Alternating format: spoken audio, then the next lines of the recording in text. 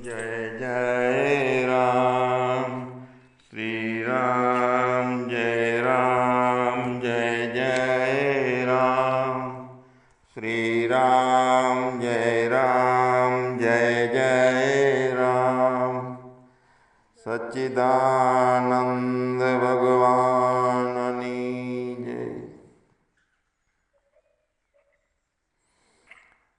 बधाने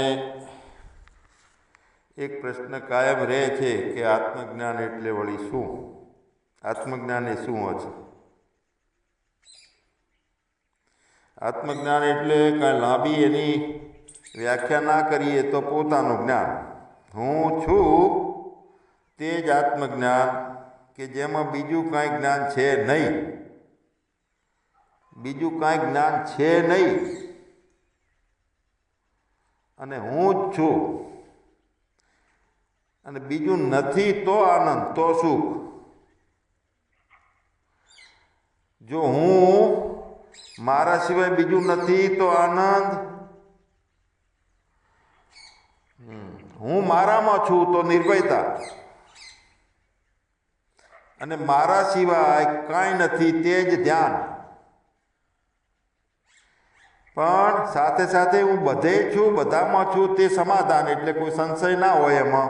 हूँ बधे छूं बधामां छूं एवुं समाधान ते समाधि। तो हूँ छूं ते ज पोतानुं ज्ञान, आत्मानुं ज्ञान। तो केवड़ुं ज्ञान छे, केवुं छे ए कशुंय नहीं। ज्ञाननी लंबाई टूंकाई नथी के ज्ञाननी कोई उंमरे नथी। मृत्युनी उंमर छे, ब्रह्मानी उंमर छे, विष्णुनी उंमर होय छे, देहनी पण उंमर होय छे, देहनो संबंध होय छे, देहने मारू तारू होय छे, कांईक पोतानुं होय छे अने एनी साथे जोड़ाण छे। एटले हर पल आपणने एम लागे छे के प्रत्येक क्षणे मन आपणने हैरान करे छे। बुद्धिमां सतत जन्म मरणना निश्चयो रहे छे। तो आ जे कांई छे, मन छे, बुद्धि छे, देह छे के ब्रह्मा विष्णु गमे ते होय, कांई विश्वास पात्र नथी परमात्मा वगरनुं बीजुं बधुंय।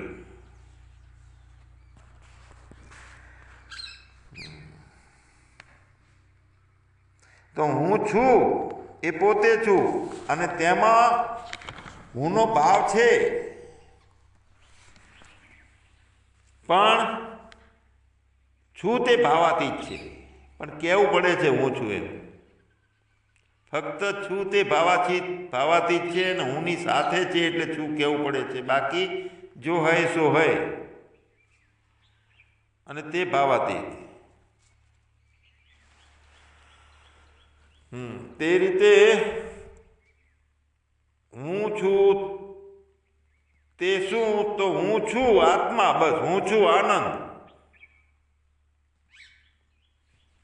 अने हूँ छूं मां आनंद छे, कोई शरीर में आनंद नहीं। चेतन छे शरीर में, मर्दा में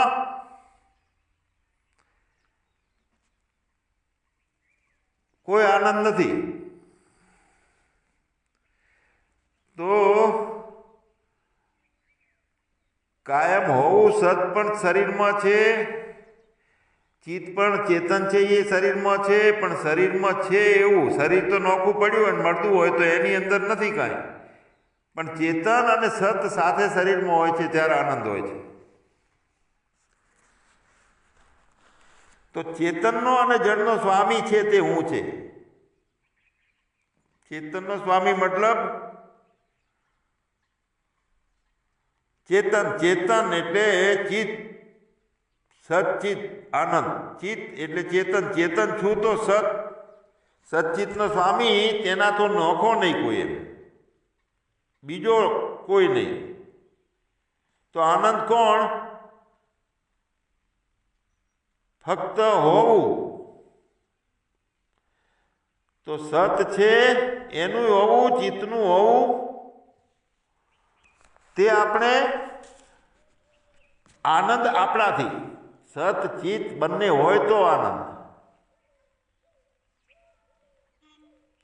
બાકી આનંદ સાથેનું છે સતચિત્ત, તે આપણી જાગ્રત અવસ્થામાં શરીરમાં ચેતના છે એમાં અનુભવાય, મળદામાં નહીં.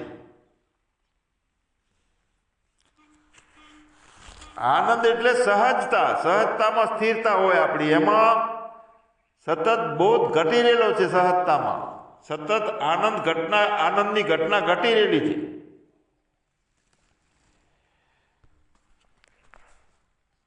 તો એનો બોધ જે છે એ બોધ સહજમાં ઘટી રહેલો છે, અસહજમાં નહીં. જ્યારે ચિત્ત સહજ હોય, મન બુદ્ધિ સહજ હોય, વ્યવહારો સહજ હોય, ત્યારે બોધ સહજ એમાં ઘટી રહેલો હોય છે.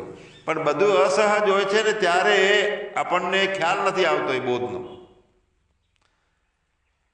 તો થાય છે શું? શરીરનો બોધ થાય છે આપણને. તો શરીરનો બોધ થયો એટલે શરીર પ્રત્યેની જાગૃતિ થઈ. મનનો બોધ થતો હોય છે ત્યારે મન પ્રત્યેની જાગૃતિ, બુદ્ધિ પ્રત્યેની જાગૃતિ, વિચારો પ્રત્યેની જાગૃતિ. પણ પોતાનો સહજનો બોધ છે તો પોતાના પ્રત્યે ફક્ત જાગૃતિ. પણ તે પ્રેમના વિરુદ્ધમાં, એ ભાવના વિરુદ્ધમાં આપણે તરીએ છીએ એટલે થાકીએ છીએ. જીવનના વિરુદ્ધમાં અસહજ થઈ જઈએ છીએ. સહજતા હોય જીવનમાં તો થાકવાનું ના આવે, બંધન ના આવે. જીવન, આપણી ઈચ્છા છે કે જીવન આખું સહજ રીતે વહેતું હોય ને, નિર્મળતાથી, એવું રહેવું જોઈએ. એટલે કહે છે કે જીવન મારું સોળે કળાએ ખીલવતો જાજે ભાઈ, ખીલવતો જાજે. તો જીવનને વચ્ચે વહેવા નથી દેતો એ આપણા રાગ, દ્વેષ, કામ, ક્રોધ, લોભ, મોહ, આ ડાકુઓ છે. જીવનને નિયંત્રિત ના કરીએ અને નિયંત્રણ છોડી દઈએ જીવન ઉપરથી તો સહજ રીતે જીવન વહે છે. અને તે સહજ જીવન વહેવા માગે છે. આપણે જીવન સારી રીતે વહે એવું ઈચ્છીએ છીએ, પણ બેકાળજી કે ભૂલ આપણી ક્યાંક થાય છે એટલે જીવન સારી રીતે વહેતું નથી. તો સમજ્યા તે સમાઈ ગયા, આ વાત છે. બેકાળજી નહીં કોઈ, ભરોસા સાથેનું જીવન સહજ. તો સહજ કોણ રહી શકે? બધા ઉપર ભરોસો નથી અને ફક્ત પોતાના ઉપર ભરોસો છે, આવું કોણ કહી શકે? પૂર્ણ આત્મનિષ્ઠા વાળો હોય તે કહી શકે કે બીજા ઉપર, કોઈ ઉપર મારે બધું મિથ્યા છે, કોઈ ઉપર ભરોસો નથી, મન ઉપર નથી, બુદ્ધિ ઉપર નથી, કોઈ ગુણો ઉપર ભરોસો નથી. અને ફક્ત અહમ બ્રહ્માસ્મિ કોણ બોલી શકે? આત્મનિષ્ઠ હોય તે કહી શકે. હવે ભૂલ ક્યાં થાય છે કે જીવનને આપણે બુદ્ધિના તલ ઉપર સમજવા માગીએ છીએ.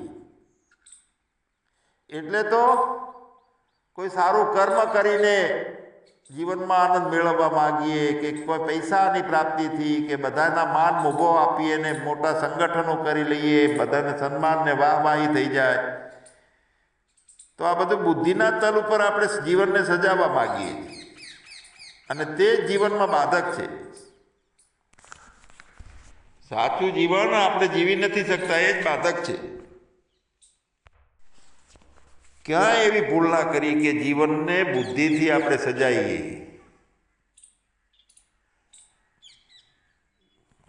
બોધ પણ રજોગુણનો થાય, બુદ્ધિમય થાય.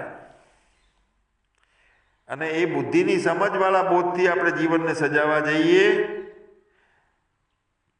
તો પણ પૂર્ણતા નથી થતી. વહેવાનું છે અસંગી થઈને, ક્યાંય ટચ થયા વગર. તો સામા તીરે નથી જવાનું, જગતના વ્યવહારોના, પરિસ્થિતિઓના વિરુદ્ધમાં નથી વહેવાનું, બધું સ્વીકારીને. સર્વેશામ અવિરોધેન, બધાએ સ્વીકાર, જે પરિસ્થિતિ છે. જો ત્યાં સુધી આપણું અજ્ઞાન હતું અને કોઈ ઢોળી નાખે કે કોઈ બગાડી દે કે આપણી વસ્તુને ચૂંથી નાખે એટલે કેટલું આપણને ત્રાસ થઈ જતો. પણ જ્ઞાન આવ્યા પછી શું થાય કે સહજ હશે જે થયું. એટલે સમજમાં જો પરમાત્મા હોય તો વાંધો નથી, સમજમાં બીજું હોય તો આપણો વિરોધ થઈ જાય છે જીવન સાથેનો. વિરોધ નહીં, સ્વીકાર, પૂર્ણ સમજથી સ્વીકાર આપણો જીવનનો. હું કાંઈ નથી તો બીજા બધાએ કાંઈ નથી. બીજા કોક છે એમે નહીં. હું કાંઈ નથી તો બીજા બધાએ કાંઈ નથી. હું શું છું? તો હું આત્મા સ્વરૂપે છું તો બીજા બધાએ આત્મા સ્વરૂપે છે. હું જ્ઞાની છું તો બીજો કોઈ અજ્ઞાની નથી, તે જ્ઞાન. મારું કાંઈ નથી તો બીજાનું કાંઈ મારું તારું નથી. એ આપણને ખાલી ભાષે. બીજાનું મારું તારું બીજો કરતો આવતો હોય ને આપણી પાસે મારું તારું, તો એ કાંઈ નથી. બીજાનું મારું તારું નથી. મારું નથી, મારું તારું નથી તો બીજાનું ક્યાંથી મારું તારું આવ્યું? એટલે મારું તારું છે જ નહીં, કોઈનું હુંપણું છે જ નહીં. મારું તો હુંપણું નથી, પણ કોઈનું હુંપણું નથી. મતલબ એ થયો કે બીજું કાંઈ નથી, બીજું કાંઈ નથી. મારું છે કે બીજાનું, કોઈનું કાંઈ નથી. જો હૈ સો હે. અને કાંઈ નથી, મારું કાંઈ નથી, કોઈનું કાંઈ નથી. હું એ કાંઈ નથી ને બીજો કાંઈ નથી. હું એ જ્ઞાનમાં છું ને બધા જ્ઞાની છે. હું એ આત્મા છું ને બધા આત્મા છે. તે જ હું. અને મારું જ બધું મારું. તો પોતાની જે નીચે સ્થિરતા છે,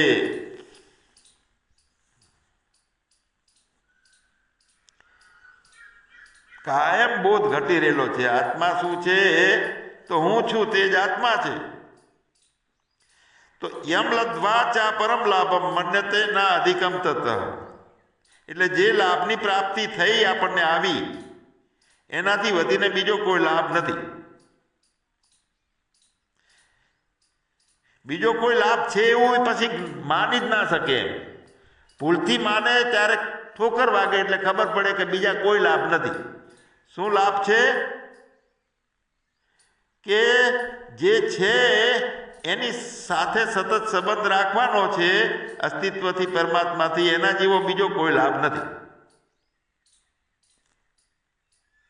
જ્યાં સુધી અંદર બીજી ઈચ્છા રહે છે કે વધુ લાભ મળશે, પછી ધનથી મળશે કે જ્ઞાનથી મળશે કે સત્સંગ કરીને મળશે કે માન મોભો પ્રેમ મળશે કે શરીર સારું રહેશે તો લાભ મળશે, ત્યાં સુધી હકીકતમાં આપણી વસ્તુ આપણને મળી નથી. લાભનું ભૂતળું માં બેઠેલું છે.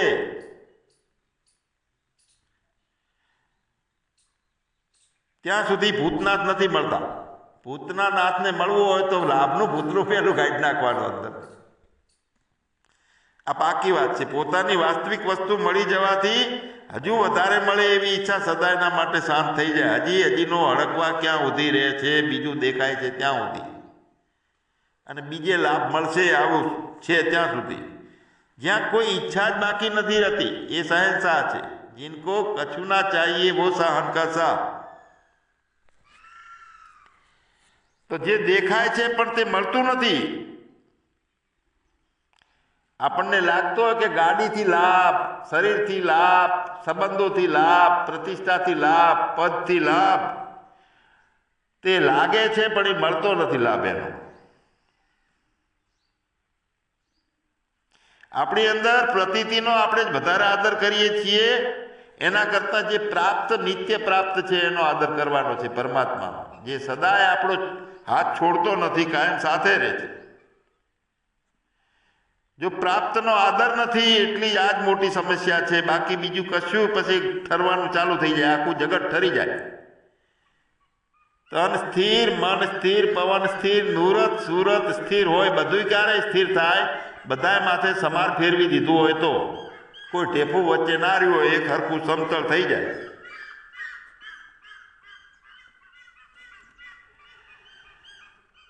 પરિસ્થિતિઓ બદલાય છે, બધીએ સંજોગો બદલાતા આવે છે, પણ એની અંદર આપણું બદલાવાનું હોતું નથી. સમજી લો કે આજથી 40-50 વર્ષ પહેલા બે વ્યક્તિઓ સાથે રહેતા હતા.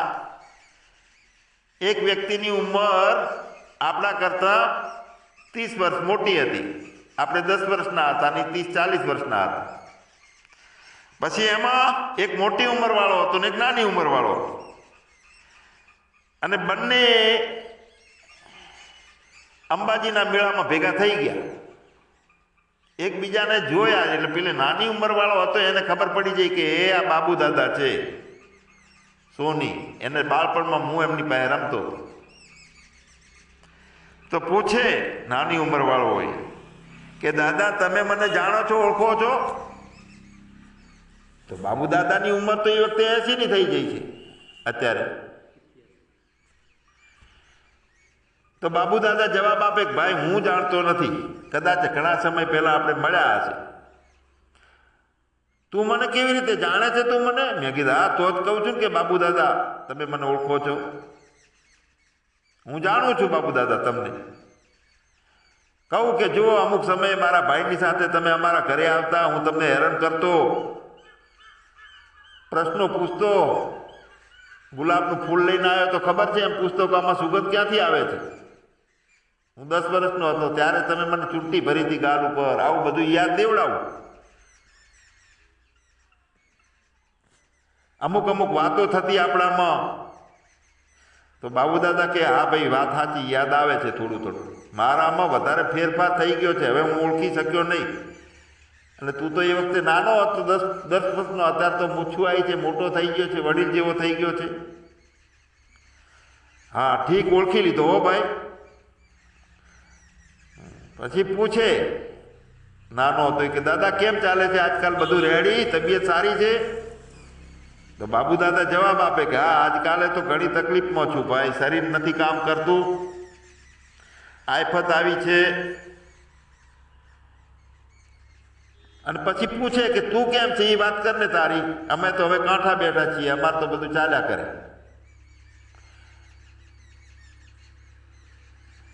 તો જવાબ આલે કે હા મારે તો ઘણું સારું ચાલે છે, હવે બધી રીતે લગ્ન થઈ ગયા છે, પૈસા છે, બધું ધંધો રેડી ચાલે છે, 2 ફેક્ટરીઓ છે, બધું રેડી છે મારે.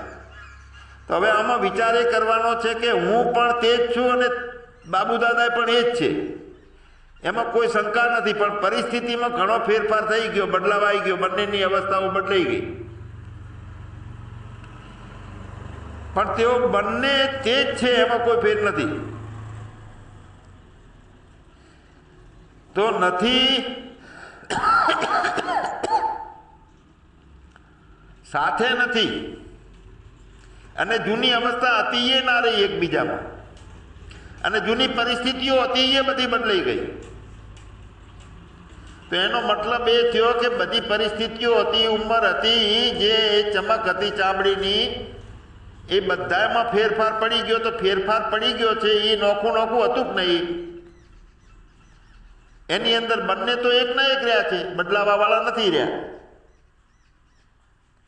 તો જે આવ્યું અને ગયું બધું પ્રતીતિ માત્ર. અને એ પ્રતીતિને આપણે સાચી માનવાથી બધો મોટો અનર્થ થઈ જાય છે. ભવાટવી પડીએ છીએ પ્રતીતિને સાચી માનીએ એટલે. અને જેટલા ભવાટવી વધારે થાય છે તો એટલા માટે થાય છે કે એને આપણે સ્થાયી માનીએ છીએ, જેટલું પરિવર્તનશીલ છે એને.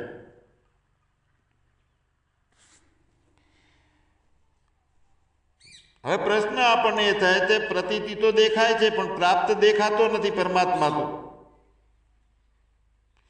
તો એ આપણને પ્રાપ્ત છે તે સત્ય છે એ કેવી રીતે માનવાનું?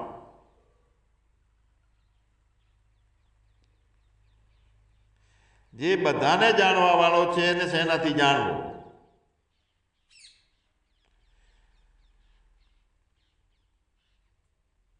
તો ઉપનિષદ કહે છે, બધાય ગીતામાં પણ છે કે ભલે આંખ જુએ છે તો સત્તા છે અસ્તિત્વની, કાન સાંભળે છે તો સત્તા છે. દર્પણમાં આપણે આકૃતિને જોઈ લઈએ, આપણા મોઢાને જોઈ લઈએ છીએ, પણ જે આંખ છે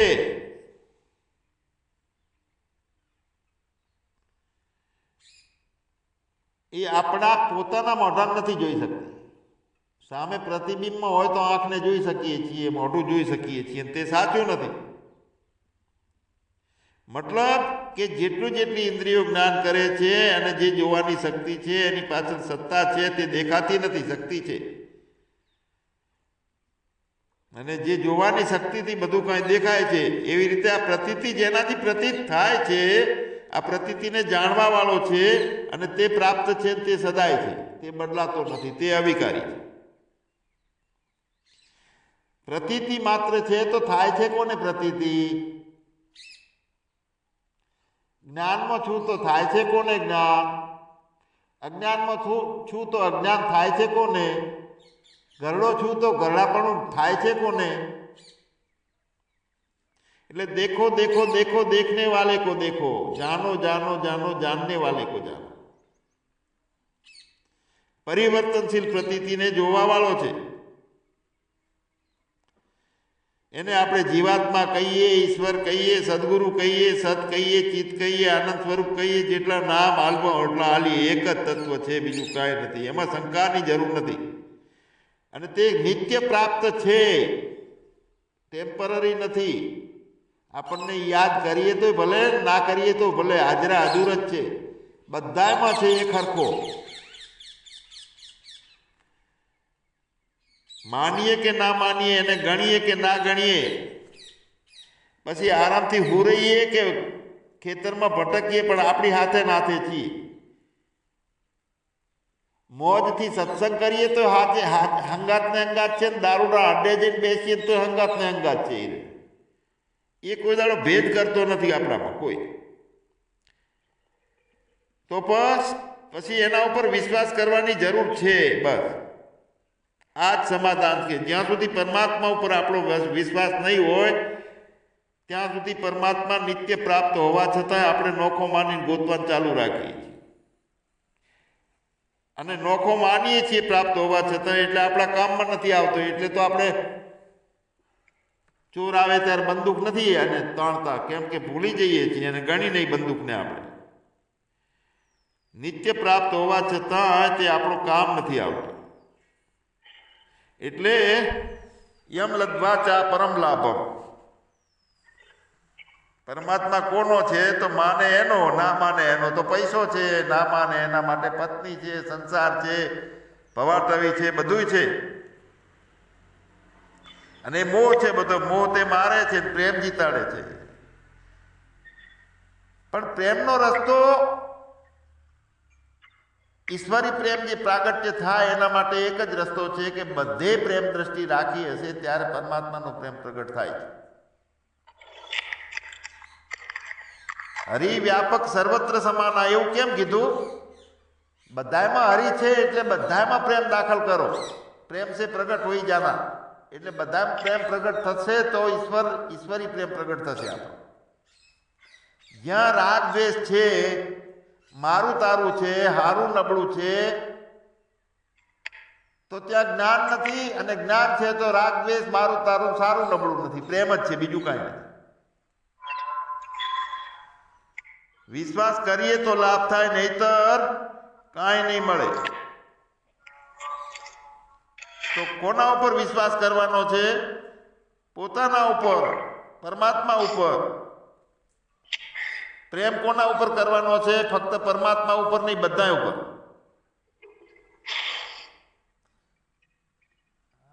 બધા ઉપર પ્રેમ કરવાનો છે. શ્રદ્ધા વિશ્વાસ પરમાત્મા ઉપર, પોતાના ઉપર કરવો પડશે.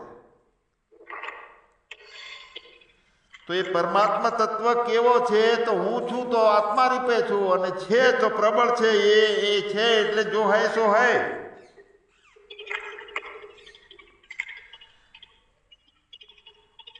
પછી એની અંદર સજગતા જોઈએ, વિવેક જોઈએ. પહેલા મેં એક દ્રષ્ટાંત આપેલું હતું જ્ઞાનની 7 ભૂમિકાઓ વખતે, કે ગાય બીમાર પડી અને વૈદ્યરાજ પાસે ગયા. વૈદ્ય કીધું કે અડધો પાસે કાળા તલને મરીને વાટીને બધું ભેગું કરી અને ઉપર પાસે ઘી એની અંદર આલી દેવાનું, તળને પાઈ દેવાનું, તાવ ઉતરી જશે. બજારમાંથી તલે લાયો, મરીએ લાયો, બધું વાટ્યું, ગાયને 2 પીવડાવી દીધું તલને મરી. ઘી ના પાયું તો ડબલ મોતી પડી ગાય, વધારે તાવ આવ્યો. વળી પાછો વૈદ્યરાજ પાસે ગયો કે શું થયું? આ તો ગાય વધારે બીમાર પડી, કેમ પડી ગઈ? તો એને પૂછ્યું હતું કે તે તલ આપ્યા હતા, મરી આપ્યા હતા, વાટીને આપ્યા હતા, ઉપર ઘી આપ્યું હતું? કે ના, મેં તલ ને મરી બે આપ્યા હતા વાટી. અને પછી આ દોઈ નહીં, એની અંદર ઘી તો એમાં રહે ને, પછી મારે નોખું હાલવાની જરૂર નહીં ગઈ. ઘી નતું હાલ્યું, મેં દોયું નહીં, આશીરના બદલે થોડું વધારે ઘી એનામાં છે. પછી મારે દોવાનું મેં બંધ રાખ્યું, એકલા મરીને એકલા તલ આપ્યા વાટીને. મારે ગાય ને હું દોઉં છું રોજ, પાસે ઘી આપે છે મને, એટલે આજનો દાડો મેં દોઈ જ નહીં એને. તો વધારે બીમાર થઈ ગાય. ગાયમાં ઘી હોવા છતાં તે કામ ના આવ્યું. જો ઘી કાઢીને એને હાલવામાં આવ્યું તો એ કામ આવી જાય. તો પરમાત્મા તત્વ પ્રાપ્ત હોવા છતાં પણ શ્રદ્ધા વિશ્વાસ વગર આપણા કોઈ કામમાં પરમાત્મા નહીં આવે. પ્રાપ્ત હોવા છતાં પણ તે, એટલે શ્રદ્ધા વિશ્વાસ પરમાત્મામાં કરવાનો છે. પરમાત્મા કોઈ દેશ કે દોલત નથી કે જઈને બથ ભરીએ, પણ બધું પરમાત્મા બધા રૂપે બધે નાચતો રહેલો છે. તો જીવનને ક્યાંય વિક્ષેપ ઉભો ના કરી. અને જે સહજતા છે તે પરમાત્માનું સ્વરૂપ છે, તે પોતાનું સ્વરૂપ છે.